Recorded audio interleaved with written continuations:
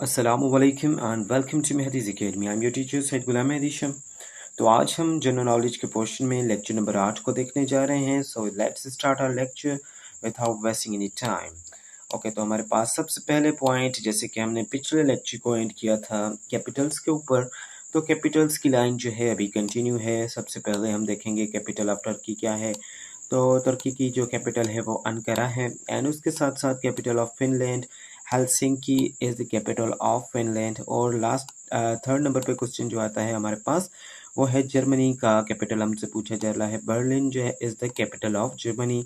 And the capital of Qatar, तो Doha is the capital of Qatar. ये आपको रट्टा लगाना पड़ेगा क्योंकि इस तरह के क्वेश्चन रटे के ही हैं.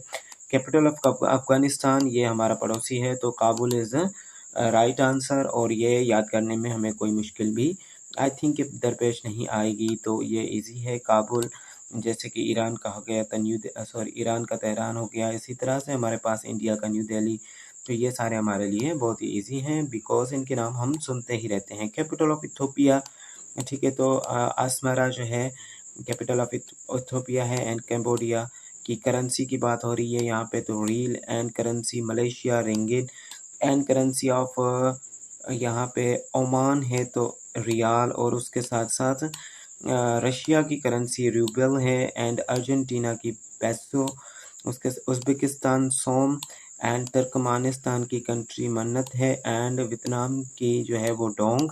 एंड बांग्लादेश की करेंसी जो है टका है. और श्रीलंका, पाकिस्तान और इंडिया की रुपया है, आई थिंक के रुपीज़ है, ठीक है. और श्रीलंका आपकी कंफर्म कर लें क्योंकि वो रुपया या रुपीज़ में से एक होगा. इंडिया की भी सेम है.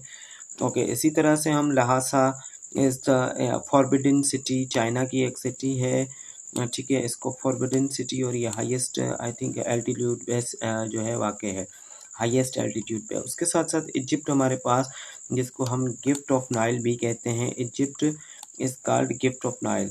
अफ्रीका इस, जो हमने पिछले लेक्चर में भी इसे कवर किया था कि डार्क कॉन्टिनेंट जो है वो कहा जाता है अफ्रीका को.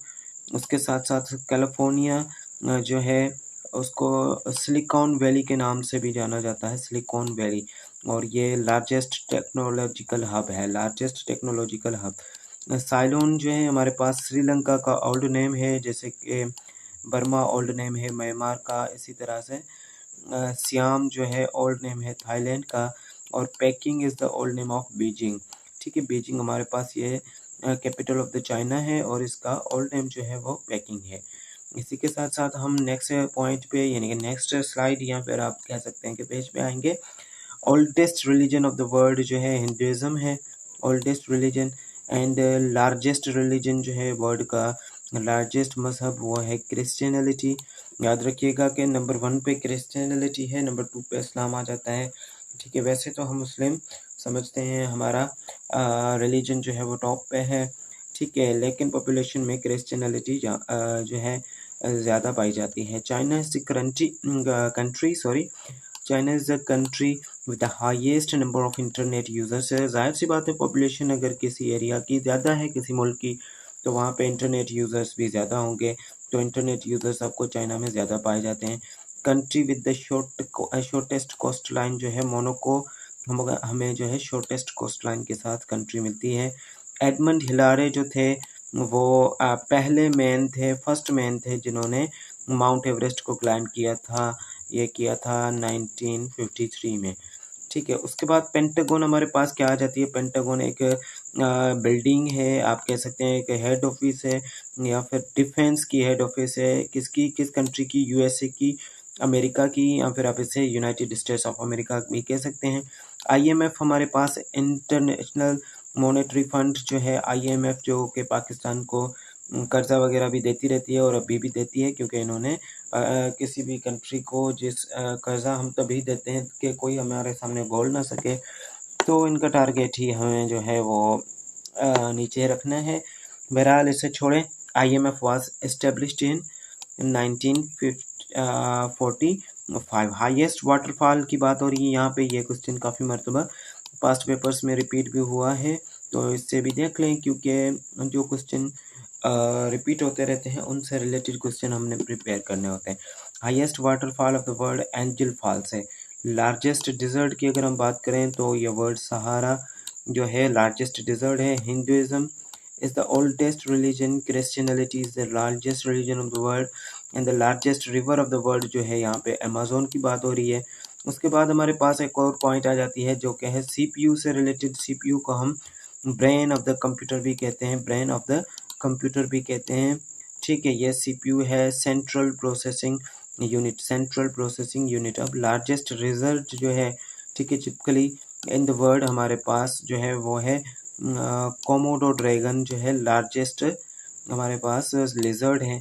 फर्स्ट मॉडर्न ओलंपिक गेम्स जो हैं वो हेल्ड हुई थी 1896 में in Athens. Okay, first women completed compete यानी कि पहली औरत जो है इन्होंने पार्टिसिपेट किया था ओलंपिक गेम्स में, तो वो 1912 में किया था। Taklamakan is the desert in the situated in the China, ये चाइना में हमें टकला मकान जो है, मकान भी पढ़ सकते हैं या मेकन भी पढ़ सकते हैं, यह डिजर्ट मिलता है। उसके बाद मदर टेरेसा जो है वो बोर्न हुई थी अल्बानिया में। यूएस हाईएस्ट मिलिट्री अवार्ड, जैसे कि पाकिस्तान का भी मिलिट्री अवार्ड्स होते हैं, तो इसी तरह से अमेरिका का हाईएस्ट मिलिट्री अवार्ड जो है वो मेडल ऑफ ऑनर है, जैसा कि हमारे यहाँ निशान हैदर है। इसी तरह से वहाँ पे हाईएस्ट मिलिट्री अवार्ड जो है वो है यूएसए का, वो है मेडल ऑफ ऑनर। इसी तरह से काफ़ी जो मुल्क होते हैं उनके अलग अलग जो हैं मेडल्स होते हैं। 10 से 12 याद कर लें तो सारी टेस्ट में आपके ये क्लियर हो जाते हैं। उसके बाद हमारे पास एक और क्वेश्चन है, a person is called ambidextrous. Ambidextrous हम किसी शख्स को बोलेंगे when he is able to use right and left hand equally well. ठीक है, हम ऐसे पर्सन को क्या बोलेंगे, एम्बीडेक्सटीरियस बोलेंगे, जो कि बंदा राइट और लेफ्ट हैंड को इक्वली यूज कर सकता हो। नंगा पर्वत की बात आ रही है यहाँ पे। हाईएस्ट पीक है हिमालय रेंज की, जिसकी हाइट जो है 8126 मीटर यहाँ पे लिखी है। और ऑनिक्स जो है is kind of marble. Onyx क्या है, मार्बल का एक किस्म है। उसके बाद टाइगर वुड्स हमारे पास जो है फेमस प्लेयर हैं गोल्फ के फेमस प्लेयर कौन है, टाइगर वुड्स। ओके, उसके साथ साथ नेक्स्ट क्वेश्चन जो है, first climber from the Pakistan to have summited on the Mount Everest. पहले क्लाइंबर यानी कि पहले पाकिस्तानी जिन्होंने हमारे पास माउंट एवरेस्ट पे जो है वो माउंट किया, तो वो कौन है, वो हमारे पास है नज़ीर साबिर, जिन्होंने 17 मई 2000 को ये क्लाइंबिंग की थी माउंट एवरेस्ट की। और ये माउंट एवरेस्ट जो है हमारे पास हाईएस्ट माउंटेन पीक है और ये लोकेटेड है नेपाल में। लोवेस्ट पॉइंट ऑफ अफ्रीका की यहाँ पे बात हो रही है, तो हमारे पास लोएस्ट पॉइंट ऑफ अफ्रीका जो है वो लेक आसार है। जैसे कि हमारे पास एशिया की अगर आई थिंक की बात की जाए तो मरियाना ट्रेंच लोएस्ट पॉइंट है। इसी तरह से अफ्रीका की लोएस्ट पॉइंट जो है लेक आसार है। कांगो रिवर है जो कि इक्वाटर को 2 मरतबा क्रॉस करता है। लॉन्गेस्ट रिवर ऑफ अमेरिका जो है मिसिसिपी है। ठीक है, इसकी प्रोनाउंसिएशन में अगर कहीं पे मिस्टेक हो जाए तो आई एम सॉरी। इसकी प्रोनाउंसिएशन मिसिसिपी, ये पता नहीं कैसे होती है, ये गूगल से आप कर लें, क्योंकि इसकी प्रोनाउंसिएशन ना ही मुझे स्टार्टिंग से आई ना अभी तक आती है। ओके, उसका डॉन जो है एक नाम है रिवर का। ठीक है, जैसे कि डार्लिंग, डॉन, ये कुछ इस तरह के नाम भी कुछ चीज़ों के होते हैं। हमारे यहाँ तो वो वर्ड होते हैं और हम उन्हें अलग सेंस में यूज़ कर रहे होते हैं, लेकिन कुछ कुछ जो वर्ड्स हैं वो चीज़ों के ऊपर भी दिए हुए होते हैं।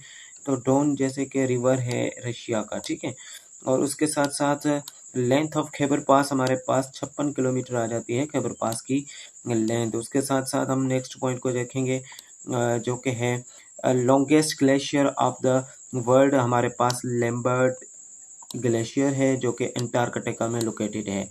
उसके साथ साथ लेक एरी जो है वो most polluted lake in the world है, दुनिया की पोल्यूटेड गंदली तरीन लेक्स में से एक है। उसके बाद ट्यूगेला वाटरफॉल जो है हमारे पास ये साउथ अफ्रीका में वाक़ है।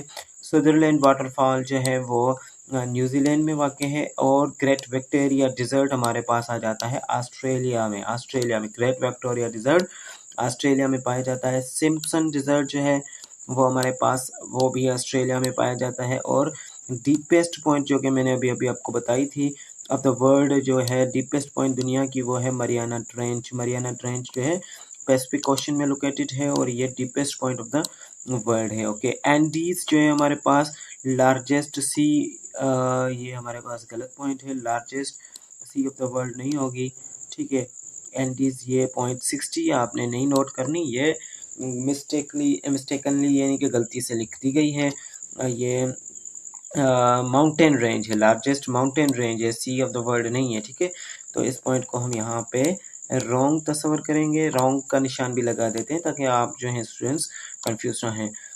ओरिजिन ऑफ द अर्थ, यहाँ पे वर्ल्ड ओरिजिन की स्पेलिंग भी गलत है।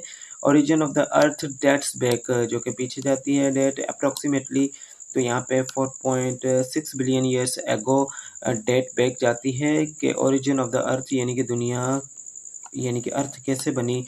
तो हमने कहा कि 4.6 बिलियन ईयर्स एगो एक बहुत बड़ी यानी कि बहुत बड़ा धमाका हुआ था, जिसको आप बिग बैंग के नाम से जानते हैं, बिग बैंग थ्योरी के नाम से जानते हैं। उसके मुताबिक जो है फिर लाइटेस्ट गैस जो थी वो नीचे चली गई, उन्होंने अर्थ बनाना स्टार्ट किया, फिर कुछ गैसेस ने एटमॉस्फेयर और इसी तरह से कुछ गैसेस ने आसमान बना दिया, फिर टेम्परेचर हाई था, फिर 3.5 बिलियन ईयर्स हमारे पास ईयर्स एगो हमारे पास पहली लाइफ वजूद में आई। तो ये बहुत बड़ी थ्योरी है, आप देख सकते हैं। लेकिन अर्थ की यानी कि ओरिजिन अर्थ का स्टार्ट होना तो वो है 4.5 बिलियन ईयर्स एगो। उसके बाद सेकंड लार्जेस्ट कॉन्टिनेंट की बात हो रही है दुनिया की, तो फर्स्ट पे एशिया है, सेकंड लार्जेस्ट अफ्रीका है। Pacific Ocean is the deepest ocean of the world, deepest ocean of the world में पैसिफिक ओशन नंबर 1 पे है और largest ocean of the world में भी। उसके साथ साथ coldest place of the world हमारे पास coldest place of the world Antarctica है। एंड लेक सुपीरियर जो है biggest fresh water lake in the world है, Lake Superior biggest fresh water lake of the world है। Nile is the longest river of the world, Nile क्या है, longest river of the world. And deepest lake की बात हो रही है तो डीपेस्ट लेक लेक बाइकाल है। Okay, Lake Baikal. Okay, Victoria is the largest lake in the Africa, लेकिन ग्रेट विक्टोरिया डिजर्ट है जो कि ऑस्ट्रेलिया में लोकेटेड है। और विक्टोरिया, खाली विक्टोरिया की अगर बात आ जाए, लेक की बात आ जाए, तो ये अफ्रीका में लार्जेस्ट लेक ऑफ अफ्रीका है। सिटी ऑफ लंदन जो है हमारे पास एक दरिया के किनारे पे वाक़ है, तो वो है bank of river Thames, river Thames जो है उसके बैंक पे। और humidity in the air is maximum, humidity जो होती है हवा में मैक्सिमम होती है कौन सी सीज़न में, मानसून की सीज़न में। तो ये थी कुछ पॉइंट्स, ये डोज कुछ ऊपर हो गया है, यानी कि ये हमारे पास जो हमने लेक्चर नोट किया वो 70 पॉइंट्स हैं। इसमें हमने काफ़ी सारे पॉइंट्स नोट की और कुछ डिज़र्ट्स के बारे में पढ़ा, उसके साथ साथ कुछ लेक्स के बारे में पढ़ा, एंड उसके साथ साथ करेंसीज़ भी कुछ कवर की, और उसके साथ हमने करेंसीज़ के अलावा कुछ यहाँ पे कंप्यूटर से रिलेटेड एक दो पॉइंट भी देखी, एंड पुराने नाम और न्यू नाम करेंसी, एंड उसके साथ साथ जो है कुछ लार्जेस्ट और स्मॉलेस्ट भी लेक्चर नंबर जनरल नॉलेज के लेक्चर नंबर 8 में हम ये कवर कर चुके हैं इंशाल्लाह।